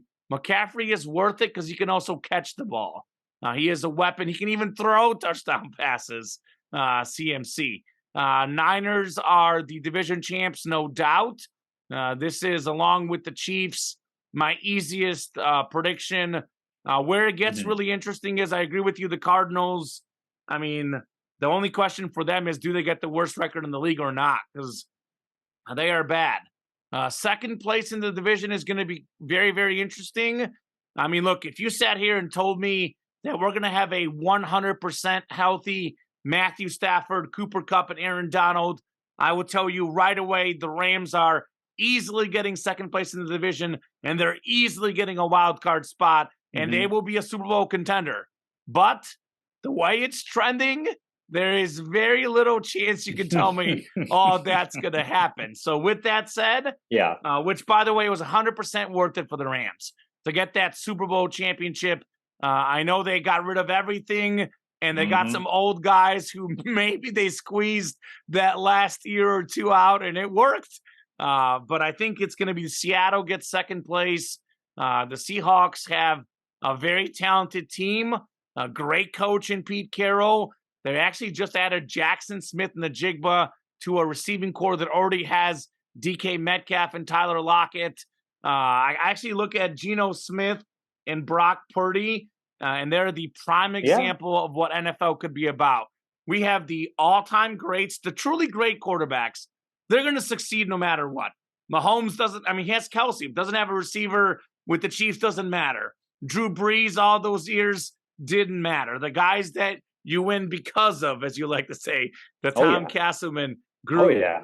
And then you have guys like Brock Purdy and Geno Smith, who are probably a little bit above average, but closer to that Twin average for wits. Yeah. a starting quarterback. Just to clarify, an Hmm. average starting quarterback. If you're the 15th or 16th best starting quarterback in the modern era with how good these Hmm. quarterbacks are, you are still an incredible quarterback. I mean, the 15th best in the world at what you do. And I think both of those guys I would lean are above average, but probably more in that like 10 to 15 range, maybe 12 to 15, but roughly that average-ish mark. Hmm. Geno Smith looked really, really bad with the Jets. Really bad. How would Brock Purdy look with the Jets or some of these other teams? Probably not very good. Hmm. Those two guys are Situation squarely in matters. that section where they're decent, they're good enough to be a starting quarterback, and how good they are depends on how good the guys around them are. I'll tell you what, Seattle's guys are really good. Metcalf, Hmm. Lockett, Jackson Smith, and the Jigba, who, by the way, was a better college receiver than Garrett Wilson or Chris Olave, the two best rookies last season. And then you have Kenneth Walker the third, and I think they just drafted a running back for more depth anyway. Hmm. Seattle's got a squad. I think they're going to be, I'll go ahead and say it now because we're moving on to this next segment. There'll be a wild card team for me, the Absolutely. Seattle Seahawks, second place in the West. Yeah, no, I've got the exact same thing for all those same reasons. And I mean, a big one is Pete Carroll as well. I mean, if we're going to talk about coaches He's and great. cultures and everything, One I mean, mistake, I otherwise have maybe no two. problem. I have no problem looking back at last year and saying, how in the world are the Seahawks going to win any games this Guess who? season? And yet Guess they who? go up. Who banked on the Seahawks over last year? That was this You did, guy. yeah, Yeah, because you know yeah. why, Like, Tom? the lowest win total they've had in the last like 10, 15 years was 7 Mhm. wins. And everyone was Yeah. acting like all of a sudden this team is going to have 3 wins. I'm like, where? This is consistently a playoff contender. They had injuries to their starting quarterback the year before. Gino obviously proved to be the Mhm. real deal, but it is a little Yeah. bit harder when you are thrown into the fire, especially where 2 years ago, the NFC West had the Rams and Niners, and the Cardinals were playoff teams. So the Seattle Yeah. run last year It was did not surprise phenomenal, me personally. and I think they're going to be right there. It's just the fact that they have an absolute behemoth atop their division. So give me the Seahawks as a wild card team. I'll go ahead and take the Cowboys as another wild card team. I mean, like you said, ton of talent on defense. Dak Prescott is a top 12 quarterback in the NFL. He's got great weapons. I mean, yeah, CeeDee Lamb, who's a phenomenal weapon. You bring in Brandon Cooks, who's kind of an unheralded veteran wide receiver, to go along with Michael Gallup, who is a guy who has talent, has been injured a bit, um, but they have enough around them to be a really really good team. If you plop the Cowboys in any outside of the West, you plop the Cowboys in the North or in the South, they are clear by far and away Mhm. runaway division champions. So Cowboys, Seahawks, and then because this division is so poor, I'm going to go with the Saints to grab the last wild card spot. Wow. So I'm going Cowboys, Seahawks, Saints. So I have the Vikings missing the playoffs. I have the Lions missing the playoffs. These are a couple of teams that they have some good talent on to be sure, but I can't Wow. trust a bad defensive team. You are one injury to your star wide receiver away, or Sure. you're just, with a bad defense, you're kind of at the mercy then of who has the football last. And if somebody's able to march all up and down the field on you, AKA what the Vikings did last year at will when they needed to, by the way. yeah. But So anyway, so that's where I'm going with this one. I know it's a little bit off the board where I'm picking a off the wall Packers team to win the NFC North, and then nobody else is making the wild card out of that division. I've got Eagles, Packers, 49ers, Falcons, and then Cowboys, Seahawks, and Saints as my playoff wow. teams. Yeah, I mean, I think the Cowboys and Seahawks, I think, are clearly the 2 best wild card teams. 100% agree with you. Dallas has a top 3 defense in the NFC, and offensively, definitely good enough to make it. Dak last year was his worst year ever. I mean, I think there was too many picks, but there was some tip balls. I think that's going to improve. A new OC there in Dallas. I think they'll figure that out. Seattle, talent wise, I mean, the interesting one is the Rams. If they can get healthy, they would be that third team for me easily. But I'm not banking on that because we haven't seen it the last 2 years. Hmm. So I do have the Vikings in, by the way. Of course, yes, I know the point differential, but they still won, what was it, 13 games last year? Like, they have a long way to decrease their Hmm. win total and not make the playoffs. Was it 13? I don't know if you have the records pulled up. I feel like it 13 and was 4, yeah. 13 and 4. So Minnesota definitely in the NFC North for me. Eagles, Niners, and I have the Panthers as division champs.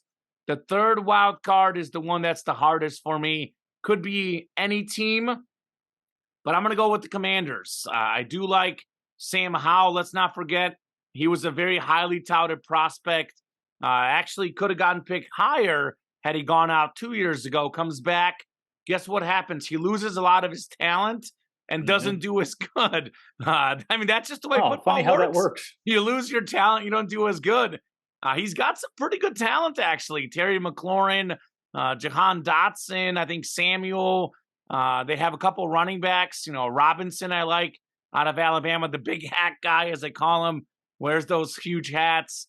I think Bieniemy is going to help him at the OC. I like Ron Rivera. He's a I gambling forgot man. about the hats. Yeah, the hats, That's the massive hat that he wears, Brian Robinson, to promote his friend's business. a The big good hat friend. I guy. completely forgot. Yeah, that's why I'm picking him. He wears those big hats. I mean, look, I know the Giants overachieved a lot last season, Tom. Hmm. I think you and I both agree with their point differential. I mean, the Giants are 100% a contender for a wild card spot. I think the NFC North runner up, I mean, the NFC West third team are all contenders, but I'm going to pick the Commanders. And I'll stick with Washington in the playoffs. They got rid of, their crazy owner. They've turned the leaf, and there will be some positive karma going on in that organization. Give me Washington sneaking in with the final wild card spot. All right, so that concludes just our in general playoff picks. We're going to skip ahead a few rounds. We're going to go to the two biggest weekends in the NFL season on their calendar. We're going to go AFC, NFC championship. So let's start in the AFC, where I think, most likely you're going chalk. So I'll go for a little bit of variety. I do have the I'm going AFC variety Western. here. I'm going to surprise you, Tom. I've been waiting Really? all show for this big bombshell. All show for the bombshell.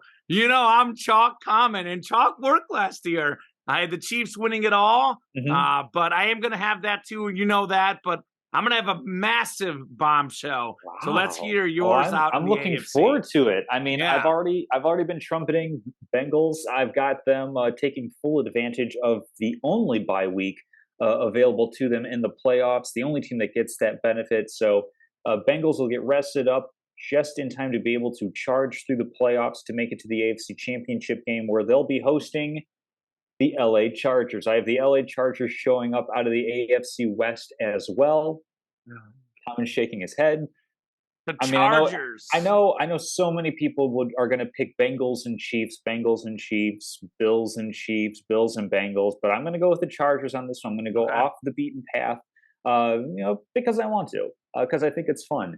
And also, like I said, it's great fodder for later on in the season where it's going to be fodder. What does that mean? Fodder. It's great talk. Just kind of like filler content. Basically, when the Chargers are like 4-7, I'll be I'm great content for you. Exactly. Yeah. That's exactly I'll be making fun of you. It'll be the Holly Jolly season. Burrow Lives will be on the radio, and I'll be getting absolutely cooked over picking the Chargers to make it to the AFC Championship game. So that's my AFC matchup. Do you want me to give the NFC, or do you want to hop with your AFC? Let's do the AFC first, then we'll go NFC for both of us. All right, so you know me, I do pick a lot of chalk.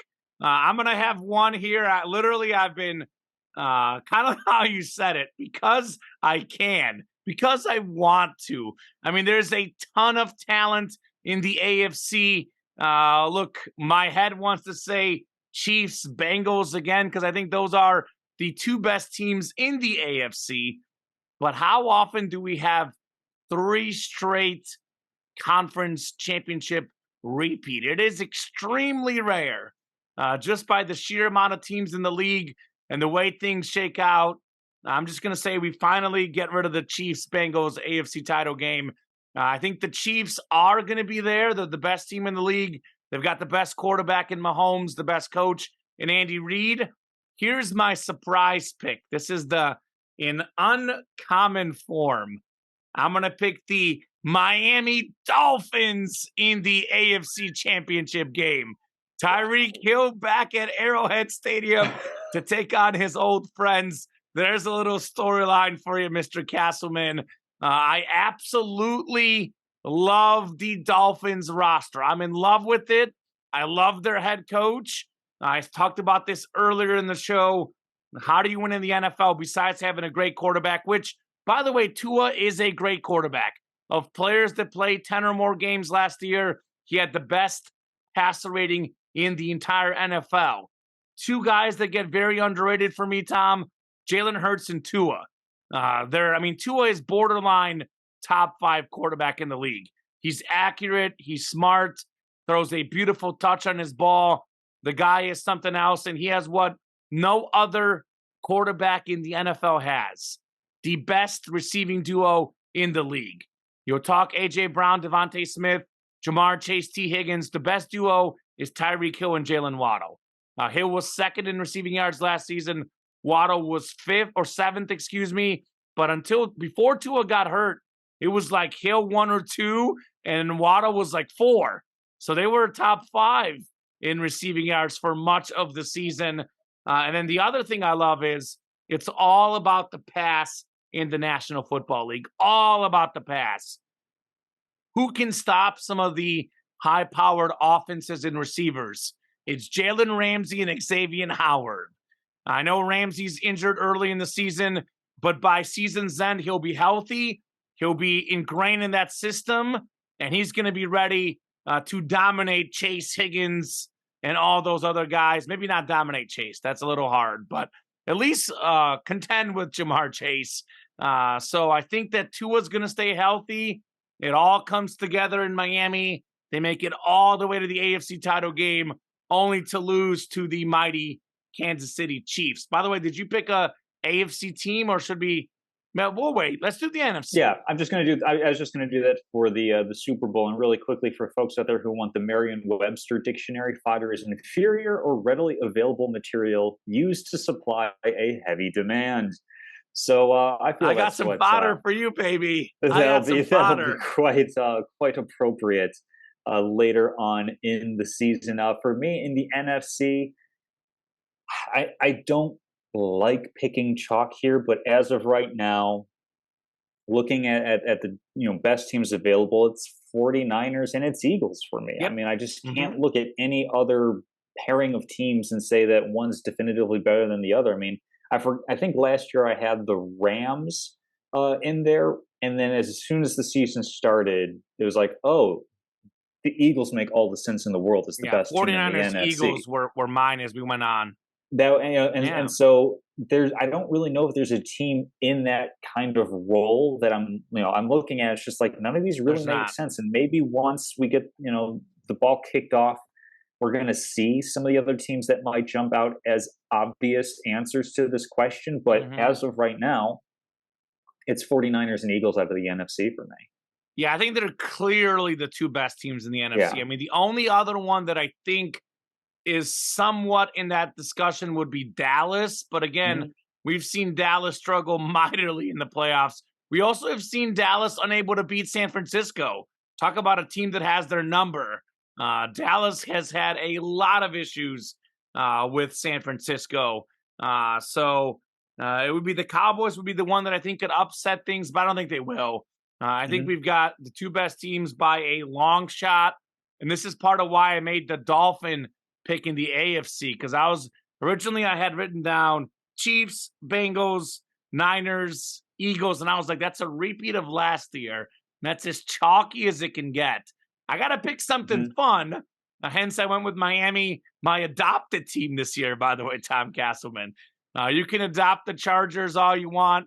The Dolphins behind the Chiefs they've long since been adopted. Who's been adopted? They've long since been adopted. Okay, but remember when the Colts were adopted? That didn't work out well for you. No, that certainly did not. Yeah. The Rams so 49ers and Eagles in the NFC, Chiefs and Dolphins in the AFC. I think the 49ers, Eagles, it's kind of like the same thing I was just thinking in my head. How often do we get a Super Bowl rematch? We really don't. It is extremely rare, kind of for that reason only. I'm going to pick the Niners to beat the Eagles in the NFC Championship game. I do think that it's easier to make adjustments. I do know it's a brand new season. I know that. But there is things they can look at the tape from last year's conference title game. Easier to make adjustments when you lose. It's also a lot easier to play the game when you're not down to your fourth string quarterback as San Francisco was. So I think the Niners, I think their defense is a little bit better than Philadelphia. I do think Jalen Hurts is the better quarterback. But I think, you look at Brown and Smith compared to Debo, Ayuk, and then you add in Kittle, it's close. I know they're getting DeAndre Swift now as the new running back in Philadelphia. I know McCaffrey gets injured a lot too, but so does Swift. I think that McCaffrey is a better running back. I think the Niners have a better defense. They have more talent on offense. If we switch to Hurts and Purdy, I would be extremely confident in the Niners. I think that, look, I like Brock Purdy. I've said this many times. He is better than he's given credit for. I have him closer to that 10 range than 15. But I really think if we took the quarterback out of the NFL teams, the 49ers have the best roster in the National Football League. Offense, defense, special teams. They have great coaching. This is a phenomenal football team. So I'm going to pick the Niners. This was, by the way, going into the playoffs last year. I had Chiefs Niners Super Bowl with the Chiefs winning. I don't know. I'm not convinced that the Niners don't win that game if they're not healthy against the Eagles last season. I mean, look, it's 1 and 1A. They're both right there. But I'm going to pick the Niners and Chiefs rematch of 2020, and it's going to end the exact same way it did in 2020. The Niners get ahead early. The Chiefs do what they do in the fourth quarter. Mahomes balls out, and Kansas City finally we get a repeat champion, Tom Casselman. We haven't had a repeat in a long time, and then we can finally put the Chiefs in as a dynasty, because that's the question. Are they a dynasty? If they win this one, I would say they are. You think they already are? Already a dynasty. Yeah, really? I mean, okay. My standard for a dynasty is possibly a little low. It is. Quite well, frankly. It is if you think the Chiefs are a dynasty. Yeah. But I mean, like, 5 if you straight look, AFC title games, 2 rings in 5 years, 3 Super Bowl appearances. Yeah, that counts but for me. This would for sure solidify it, though. Back-to-back titles in 3 and 6 years. That would for sure solidify that. Yeah, like, for example, I like a really good example. I know this is getting really off topic, so I'll keep it brief. But like the Warriors, 1990s Atlanta Braves were they were a dynasty because they won their division but they had every single year for like a decade. Right? The Chiefs have 2. But my standard isn't necessarily that you're winning the tournament at the end of the season. It's kind of your regular season excellence. Yeah, so it's a different standard, to be sure. I mean, in the NBA, it's based on championships. In baseball, I base it a little bit more on divisions. Like the Dodgers, in my mind, are a dynasty simply because of their reign of excellence. So anyway, that's getting off point. I would say Chiefs currently are certainly a dynasty, given how often they have won the division consecutive years, made it to an AFC championship, and of course they do have the bona fide Super Bowl rings for that as well. So I've already indicated Chiefs are not going to be in the Super Bowl, let alone winning this year. So for me, I'm going to stick with the Eagles coming out of the NFC. I mean, I obviously like their quarterback much, much better than I like the 49ers quarterback. And I actually think that their defense is a bit better. I mean, I know that's going to be quibbling between the 49ers and the Eagles, but I'm going to give slight edge to the Eagles defense. San Fran was better last year, but not by a long shot. Yeah, obviously. like I think that what the Eagles were able to do, like just the way they're able to load up through the draft with phenomenal talent. Well, one thing about the Eagles, real quick, I don't want to cut you off, but one thing about them is that they did add new guys. They also lost some guys on both sides of the ball. So now, does that take an year to really take an effect? Maybe, maybe not. That's another question mark I have with them personally.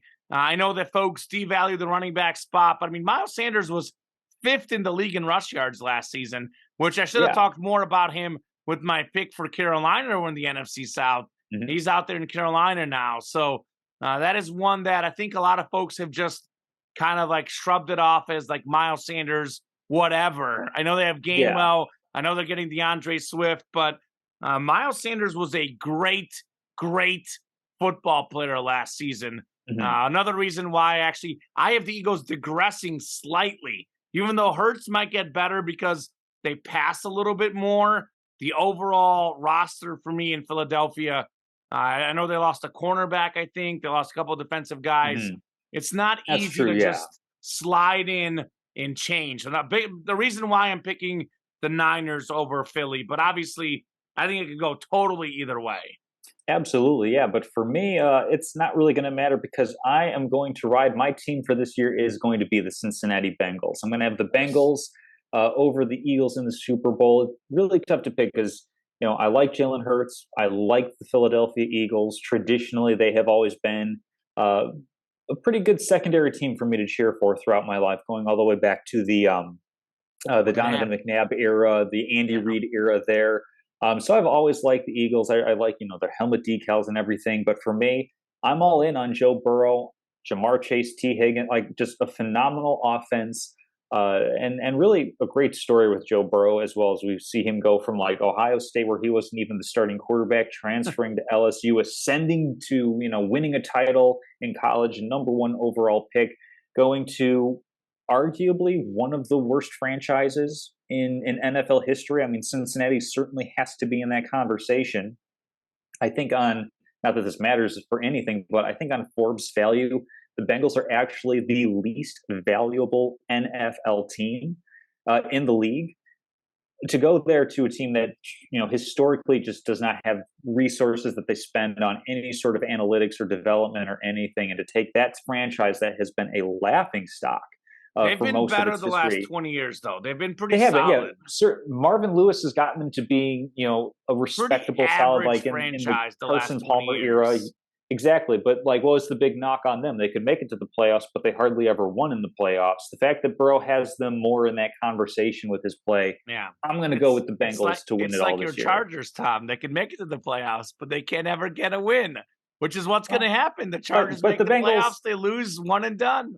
But I mean, the Bengals were in the Super Bowl 2 years No, ago, I know. so The Bengals they go better farther. pick. Yeah. Yeah, I mean, So look. If I had to pick a team that's not the Chiefs to win the Super Bowl, I would pick the Bengals as well for all the reasons you listed, and the fact that they've been there the last couple of years. I mean, it's one thing to say, you've been in the Super Bowl. You know what that's like. You know what the AFC title game is like. It's experience that they've actually had with the current roster. So I do agree showed with up you. over Buffalo in the divisional round, played, which I picked. Yeah, played within a couple of drives, within a drive or two of Kansas City. I mean, that's a penalty and a bad punt away from possibly being a Bengals win, or if they actually decide to go for it on fourth down. Which, come on, be aggressive in those situations. Right. I mean, we could very easily it's close. It's close between Kansas City and Cincinnati, so that's why I feel really, really confident with the Bengals over the Eagles, and that's why I also feel confident as we get into locks of the week, as we are coming back our inaugural, new fresh season 3 at this point. Is it 4 or 3? Why did I think 4, it's 3? Yeah. We had 2 seasons with Drew. I mean, I have it because I have locks of the week saved on this old note. So I have the records from season 1, season 2, season 3. So the records will be better. Don't read them off, Tom. This is a new leaf. We're not reading them off the records. We're turning over a new leaf. Well over 500 this year. I guarantee it, as Charles Barkley would say. Oh, looking at those, neither of us finished over 500. But nonetheless, we are undeterred in making our picks for the season. We're going to be skipping salute and trivia this week, as we had a lengthy show going over everything. But Locks of the Week is back and in full force. I forgot. Comment, are we doing 3 games or 5 games? Because I picked 3. 3 is good. 3 is good. 3 is good. Okay. Yeah, we can revisit if we need to. I have 3. I was going to be scrambling. Yeah, I have 3 also. 3. So talked about the Vikings and their awful defense, negative point differential last season. They are opening up the season hosting the Tampa Bay Buccaneers, a team that has a somewhat decent quarterback in Baker Mayfield, certainly ample weapons.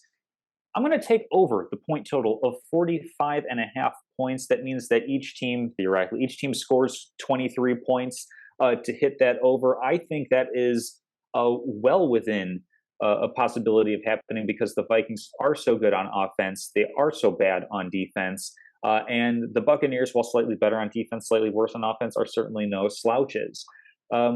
I'm going to go with, and I have to guess this is because it's a road game or Bill Belichick or something, but Eagles are only 3.5 point favorites. The Eagles, I believe, by a lot of metrics, are either the first or second best team in the NFL if you look at the betting markets as far as who's going to win the Super Bowl. You've got Kansas City and Philadelphia, and then there's a little bit of a dip to everybody else. But Eagles only favored by 3.5 on the road to open the season. I know it's probably bad going against the home dog, but that's what I'm going to do.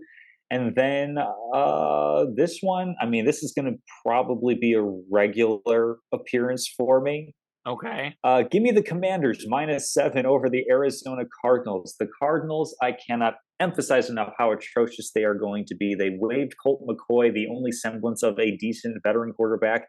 They've got a 5th-round rookie in Clayton Tune, and then they traded for Joshua Dobbs, a guy who, if you look at his NFL career, no bueno. And no bueno. Certainly no, just not a lot of talent on this team. Of course, I was wrong about the Seattle Seahawks last season, but they had an established veteran head coach. They had a quarterback who at least had some semblance of NFL experience and a modicum of success. The Cardinals have none of that going into the season. This feels like they need to be training for, Tank Carradine, Tank Bisbee, anybody who with the first name of Tank, because that's exactly what the season is about for the Cardinals. You Well, mentioned Commanders are going to be a pretty solid team. Eric Bieniemy offense. Give me the Commanders by a touchdown on the road in week 1.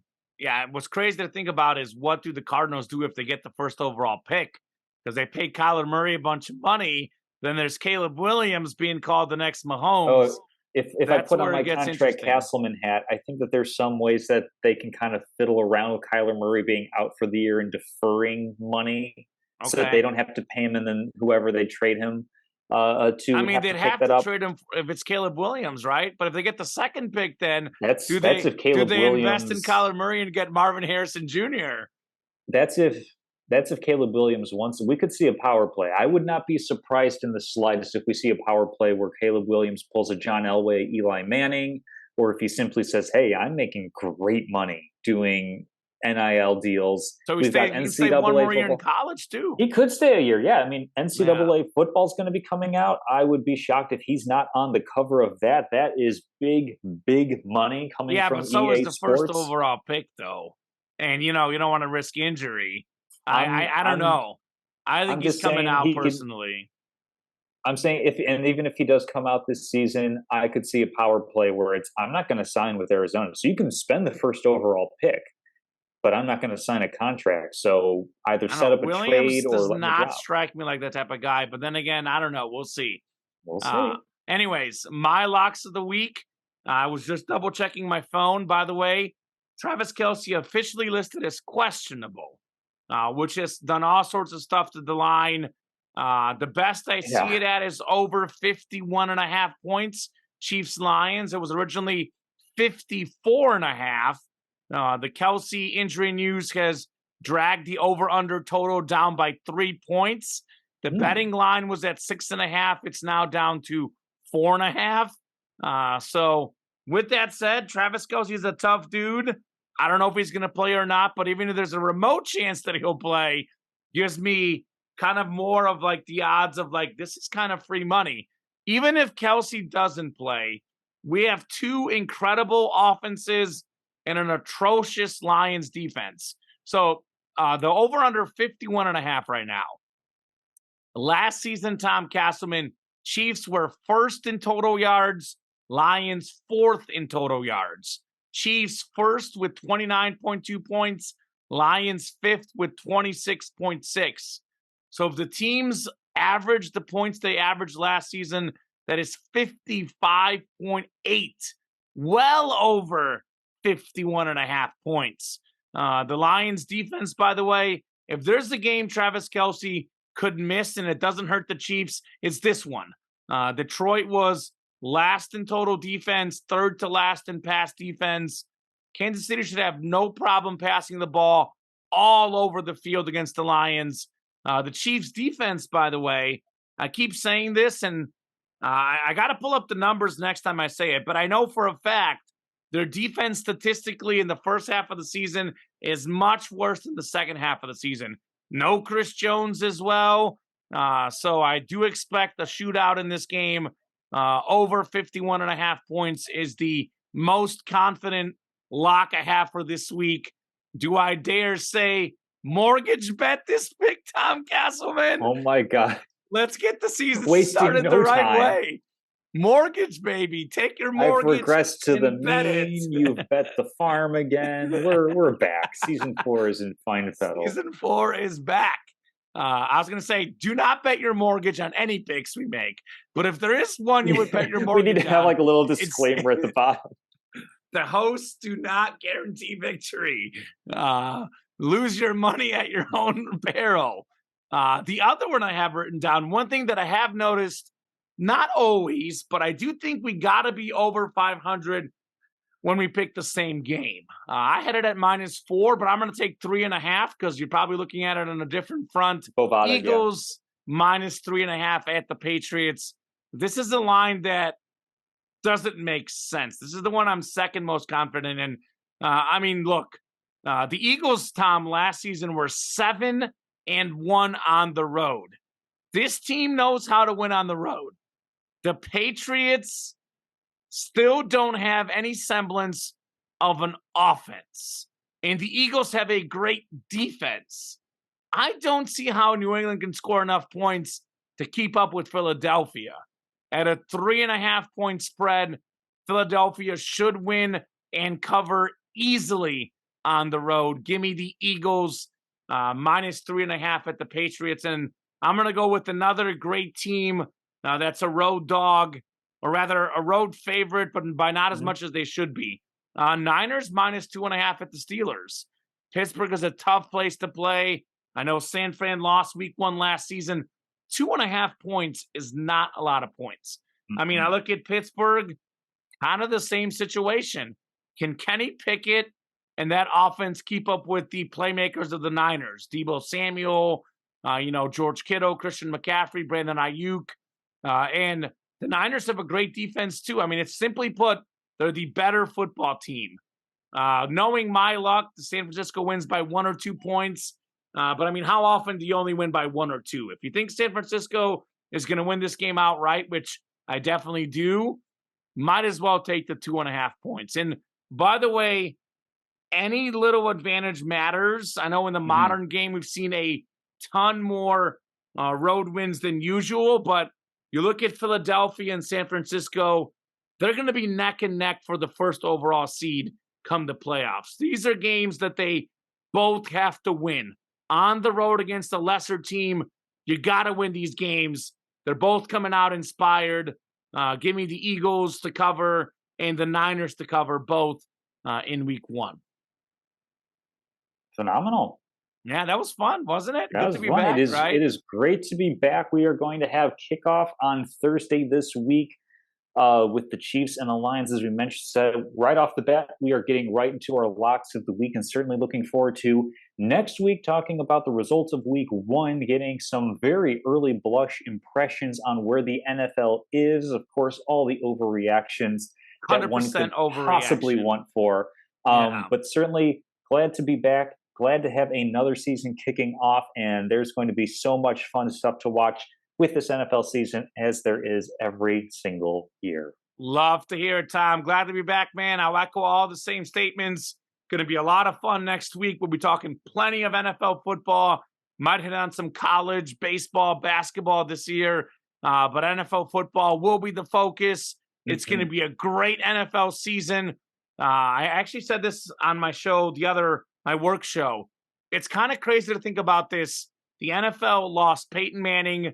As a player, obviously, he's still alive and well. But if Peyton Manning retires, Drew Brees retires.